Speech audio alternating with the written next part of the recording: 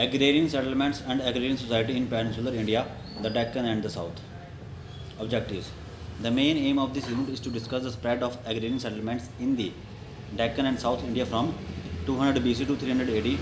After reading this unit, you should be able to know about different forms of subsistence which were prevalent in different parts of South India, the nature of the spread of agrarian settlements, the nature of ownership of land, revenue income from agriculture, and redistribution of resources in the agricultural settlements, the organization of agrarian society, and the introduction of new elements and the beginning of the change. Introduction. The earliest evidence of cultivation in peninsular India is traced back to the later phase of the New Stone Age, which is dated in the first half of the second millennium BC. The New Stone Age people cultivated millets like ragi and bajra, and also pulses like green gram and horse gram. Making terraces on slopes of hills was an important feature of the settlement of the New Stone Age, and the cultivation was limited to the terrace fields. Rice was found in peninsular India roughly around the beginning of the first millennium BC, which is the starting point of the Iron Age in the south. The spread of rice cultivation took place in the Deccan and South India during the Iron Age. The earliest of the Iron Age settlements are seen in the upland areas. The introduction of iron did not bring any sudden change in the technique of cultivation. Technological advancement came later with the introduction of the iron ploughshare.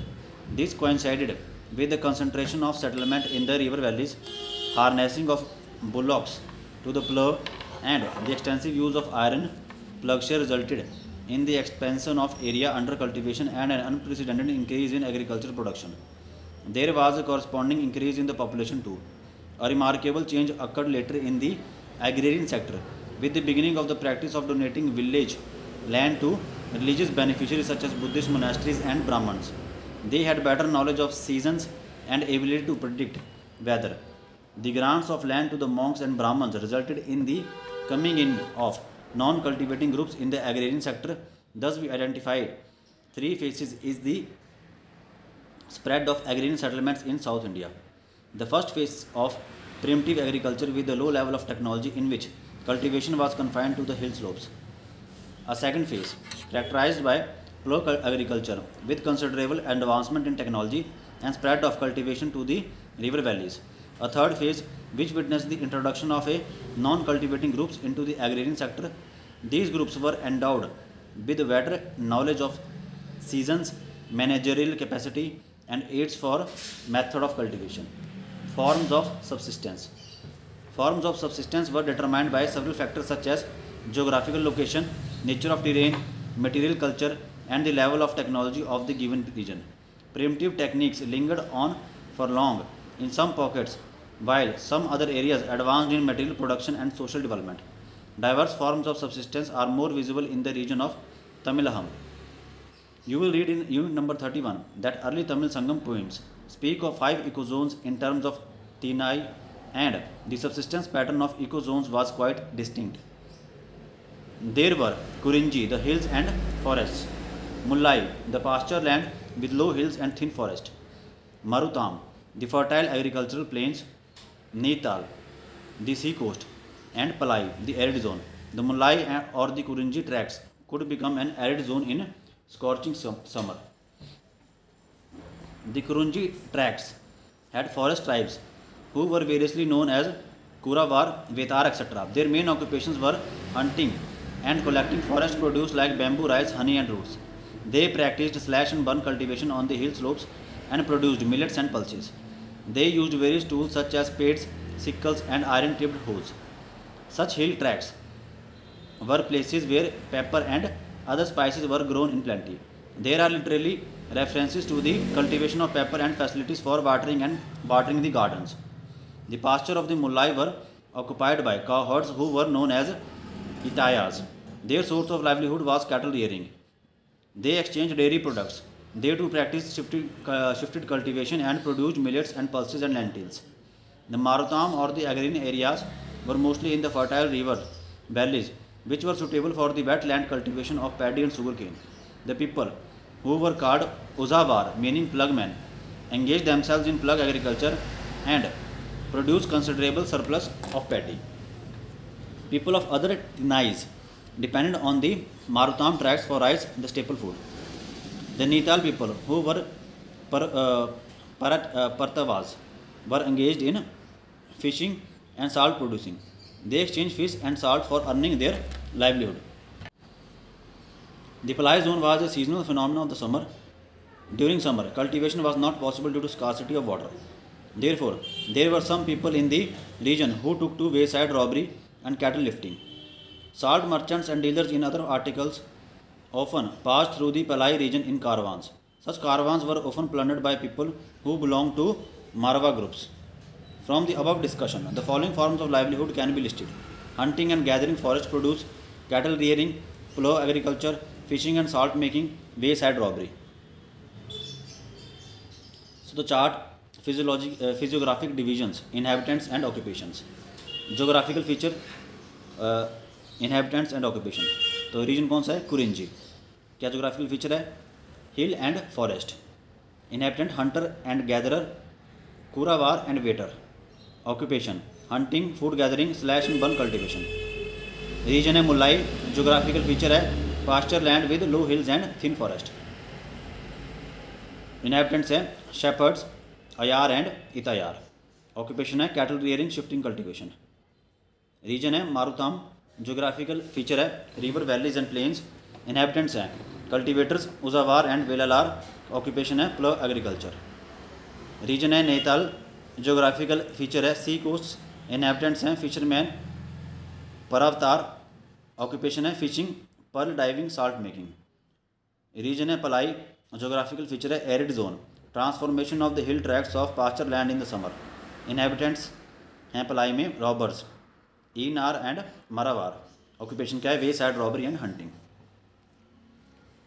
Spread of agrarian settlements.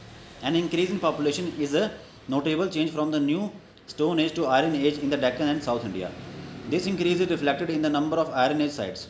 As a result of this change, there was a spread of settlements from the upland areas to the fertile river valleys and a transformation from partly cattle rearing and partly shifting cultivation to settled agricultural economy.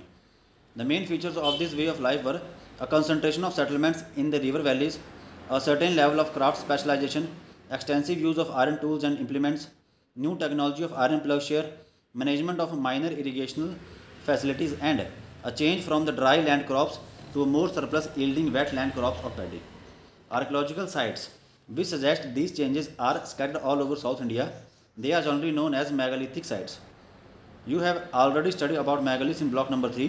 Before discussing agrarian settlements, we would mention in brief about megaliths. Megalith literally mean big stone. The megaliths are associated not with the actual settlements of the people, but with the burial sites in the form of stone circles around the graves. Some habitational sites such as Tirukkampuliyar, Alagarai, etc. also have been brought to light, but they are very rare. The beginning of the megaliths are traced to about 1000 BC, but in many cases they are dated in the 5th to the 1st century BC. In some places they continued even later. The grave goods consisted of a variety of articles like human bones, various types of pottery including the characteristic black and red ware, inscribed potsherds, tools and weapons of iron, beds and ornaments, cult objects, and several other things. It is from these megalithic remains that we know about the material culture of the agrarian settlements of the Iron Age in South India. Further, they corroborate some evidence supplied by the contemporary Tamil poems. Agricultural production in the settlements in Tamilham. Agriculture in Tamilham was carried on with the help of the iron plowshare. Spades, hoes, and sickles also were used for different agricultural purposes. Blacksmiths knew the metallurgy of iron, and some sites have yielded furnaces used for iron smelting. Iron slags also have been obtained from such sites. Iron tipped plough is necessary for deep ploughing. For rice and sugarcane land needed deep ploughing. The use of ploughs is assisted by literature and inscriptions. A dealer in plowshare figures as a donor in a cave inscription in Tamilham. Bullocks and buffaloes were harnessed to the plough, and the employment of the draught animals combined with the use of plough made agricultural operations efficient. Irrigation facilities were organized at times by local cultivators, at times by kings and chieftains. River water was channelized to the fields. Remains of an ancient reservoir were discovered near Kaveri Pattanam in Tamilham. Irrigation was important because rainfall was not sufficient in the region. Paddy and sugarcane were the two important crops in the fertile Marutam fields. Pulses also were grown. It is known from the literature of the period that the people had some knowledge of the seasons, which was necessary for successful cultivation. Uzawar and Velalar were the cultivators of the land. Uzawar literally means plugman, and Velalar means the masters of soil. One of the sources of the labor for agriculture was the groups of plugsmen. Atiyor and Vinay Valar. Atiyor and Vinay Valar are also mentioned as working in the fields. Atiyor probably means slaves, and Vinay Valar means workers earning wages. Details about the wage rates and other conditions of labor are not known. In several contexts, members of big families are found engaged in agricultural production. Production based on family labor alone did not yield large amount of surplus. However, in spite of this limitation, the agrarian settlements could sustain different groups of functionaries like blacksmiths, carpenters, bards, dancers, magicians, priests, monks, etc. Settlements in the Deccan. There was an overall increase in the number of settlements in the Deccan in the river basins, on the coast and on the plateau during the Satvahana period, that is 1st century BC to 3rd century AD. The Godavari Valley had the largest number of settlements. The material culture of the Satvahana settlement showed some improvements from that of the megalithic settlements of the Deccan. The tools and implements include plowshares, sickles, spades, axes, and arrowheads. The hoe continued in the developed phase, but it was probably socketed. Iron ore was available in the area of Karimnagar and Warangal. Iron working in these areas is indicated as early as the megalithic period. Gold working also is attested to in the Deccan in the Satvahana period. These developments show that metallurgy had progressed in these areas. Irrigation facilities were known in the form of tanks and wells. The water wheel was used for lifting water. Digging tanks and wells was considered to be a meritorious act. Some rulers are praised in the inscription as the makers of tanks. Rich people also constructed tanks and wells. The people of the Deccan had the knowledge of paddy transplantation. The river basin of the Godavari and Krishna became an extensive rice producing region in the first 2 centuries of the Christian era. Cotton was grown in the black soil areas, and the cotton products of the Andhra became famous even in the foreign countries. The cultivation of coconut trees went a long way in the development of coastal areas. Plantations of mango tree and some other trees of timber are also heard of in different parts of the Deccan. The source of labor in the Deccan included wage laborers and slaves. The Periplus of the Erythraean Sea states that slaves were brought from Arabia. This clearly shows that there was sharp distinction and stratification in the society. The distinction between the high and the low was prevalent in Tamilaham. The high group consisted of rulers and chieftains, and the Velala and the Velir sections who were masters of the land. The low section consisted of ordinary peasants, bards and dancers, and the workers, etc. The distinction was more crystallized in the Deccan, where a fusion of indigenous developments and the northern ideals and ideology took place at an earlier stage. Ownership rights. The social distinction on the basis of the wealth and property takes us to the problem of ownership rights. In the far south, we have seen that there were some Velala groups who were masters of the soil. This seems to suggest possession of land rather than work on others' land for wages. Occasionally, the chieftains granted Ur settlements to their fighters and bards. In effect, the person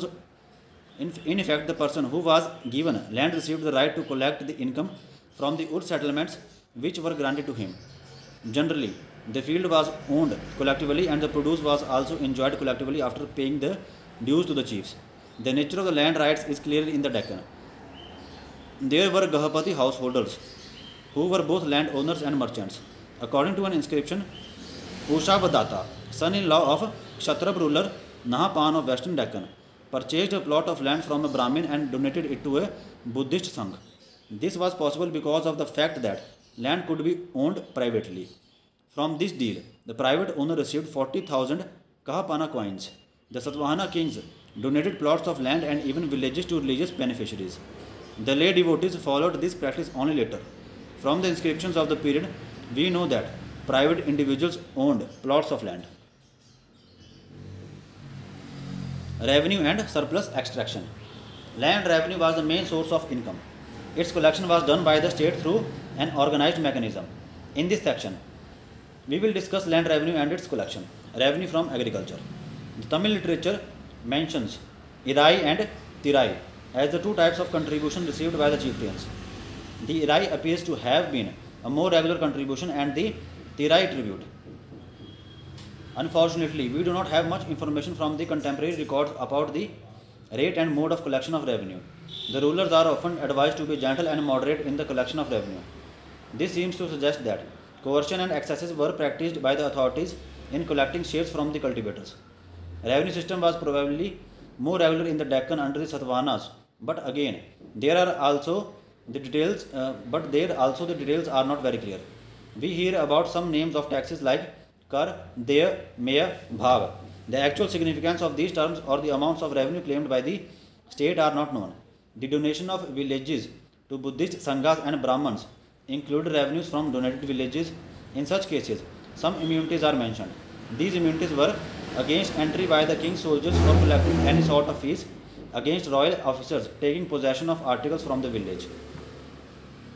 These would show that ordinarily villagers had to pay some contribution of money or articles to soldiers when they came to the village, or the soldiers were authorized to collect the revenue. It appears that in some Satavahana regions, the rural areas were under the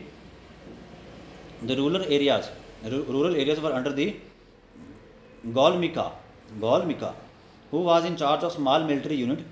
When land was granted to Buddhist monasteries or Brahmins, the state had to guarantee that their rights were not interfered with by the troops operating in rural areas. Modes of acquiring and distributing resources in Tamilaham. How did the resources reach the hands of those who required them? In the Deccan, under a well-organized state system, the modes of appropriation were regularized according to rule and custom. You have read in unit number 28 that a regular state system was yet to emerge in the far south. There was therefore no well-regulated system of distribution of resources. Several modes of distribution of resources were prevalent in the agrarian settlements in Tamilaham. Here we shall take up the important form of redistribution through gift. Gift was perhaps the most common mode of circulation of resources. Each producer gave a part of his product to others for services rendered. Gift of a rich meal or a piece of cloth was a simple form of redistribution. Fighting heroes were provided with feasts both before and after plunder and raid. Poor singers and dancing women who sang and danced in praise of chieftains traveled from court to court, eager to get a full meal and something to put on. At times, the gift objects included fine imported wine, silk clothes, and even gold ornaments in addition to feast. Brahman priests and warrior heroes often received villages and cattle in gifts by way of remuneration for their services. Gift of villages to Brahmins accounts for the Brahman settlements in ancient Tamilaham. The acts of redistribution through gift were made by three groups of persons with wealth and power, namely the crowned kings, Vendar, the minor chieftains, Velir, and the well-to-do agricultural householders, Velalar of the agrarian settlements. Excesses in extraction. In order to make distribution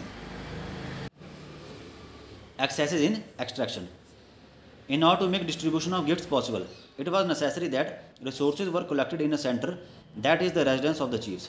Distribution of gifts from a center was an important feature of redistribution. The pooling of resources often led to plunder and pillage of agrarian tracts. Grains and cattle were looted. What they could not carry was destroyed. Setting fire to the peasant settlements, devastation of the harvesting fields of the enemies, and conversion of the rich gardens to waste land were some of the acts of the plunderers. The Marwa fighters of the hill tracts and the pasture lands were used by the chiefs to plunder settlements. The booty of such plunders was redistributed among the Marwa fighters and the Brahman priests by way of presentation and the remuneration of expiatory rituals. The defenseless plight of the peasants and the way they were terrorized and exploited are attested to by a number of songs of the Sangam anthologies. In spite of all such excess committed against the poor peasants, the war was celebrated as a noble heroic act. It was even institutionalized. The cult of war was propagated through the praise of the courage of the warriors, whose memorial stones were made cult objects or objects of worship. The Pan singers sang in praise of the warlike qualities of the chieftain and his fighters. Booty capture was necessary because of the scarcity of resources. At the same time, such activities of excesses resulted in the destruction of resources. This was a contradiction which was inherent in the mechanism of redistribution at the level of chieftains. Social organization. In this section, we will study the different social groups and customs in Tamil Nadu and Deccan areas. Let us first discuss Tamil Nadu. Society in Tamil Nadu.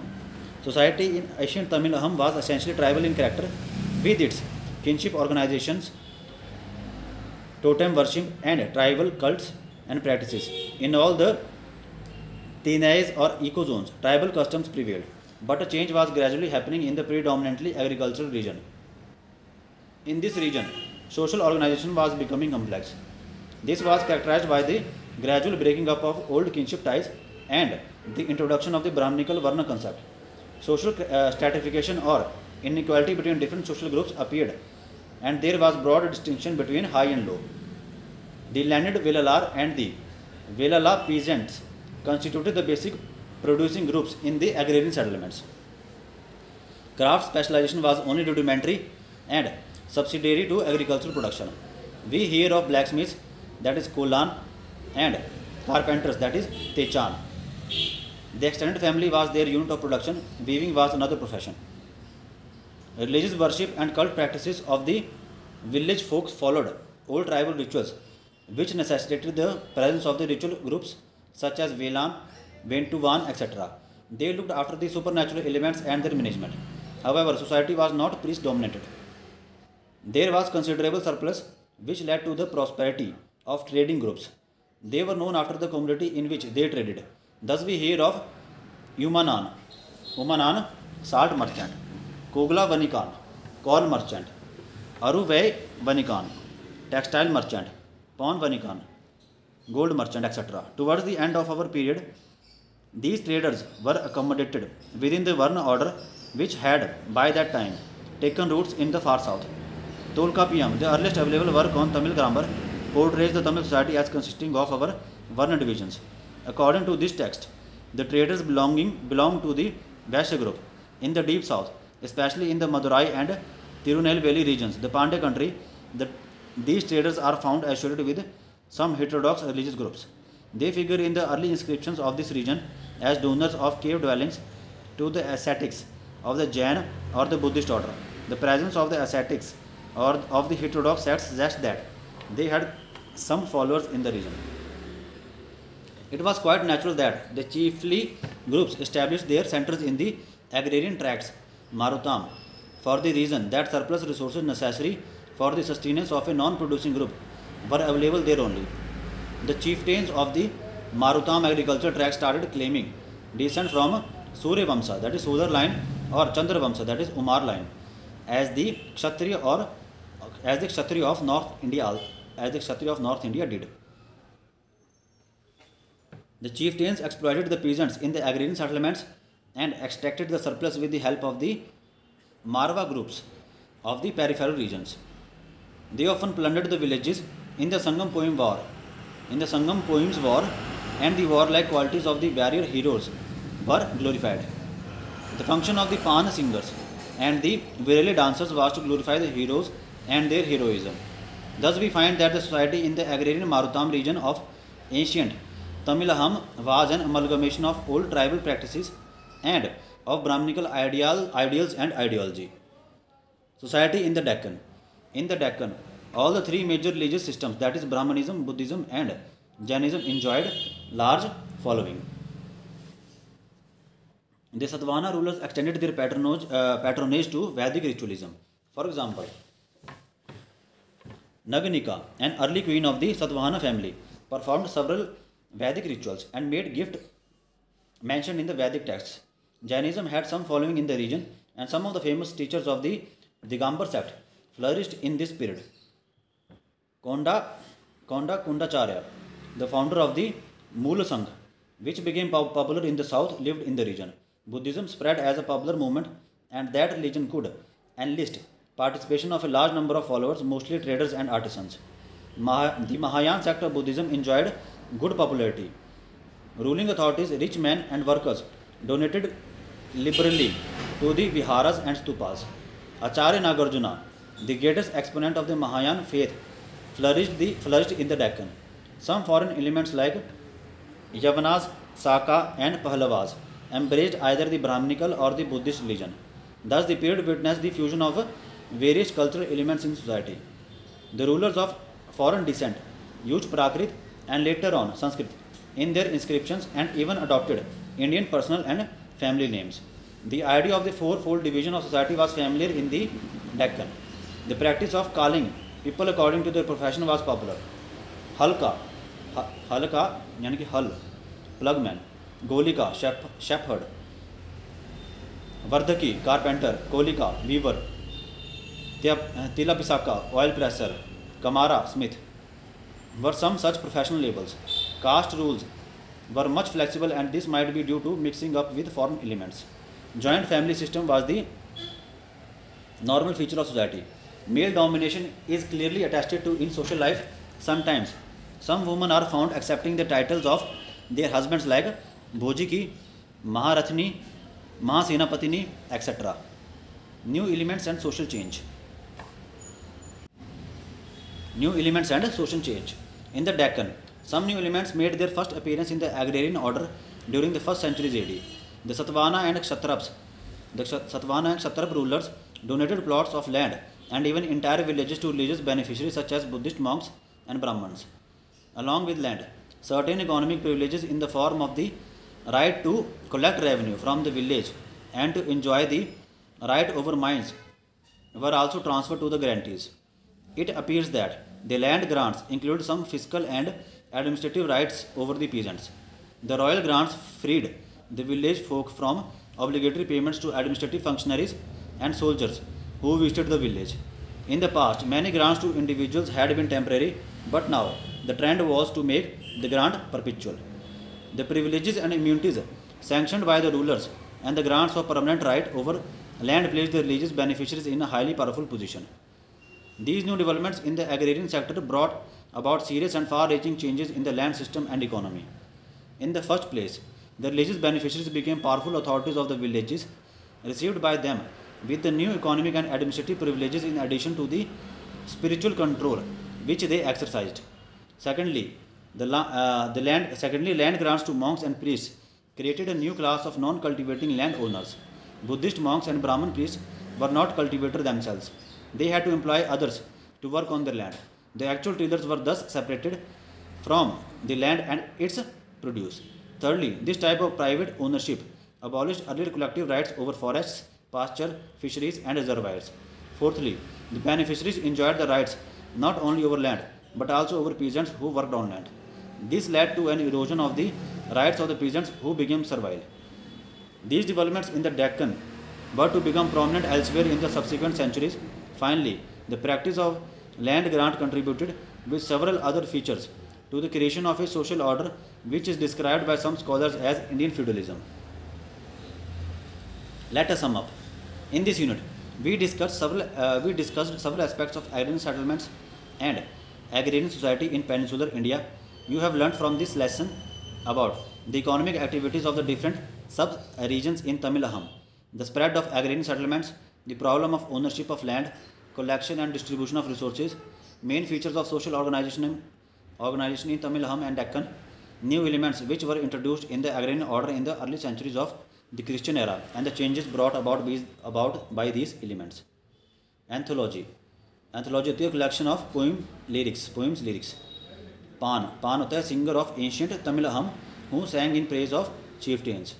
Slash and burn cultivation, पता है shifting cultivation भी की बात है. तिनाई होता है a generic term for a physiographic division of land in early Tamil hymn. Totem worship होता है worship of the main symbol of a tribe. Totem worship क्या होता है? Worship of the main symbol of a tribe.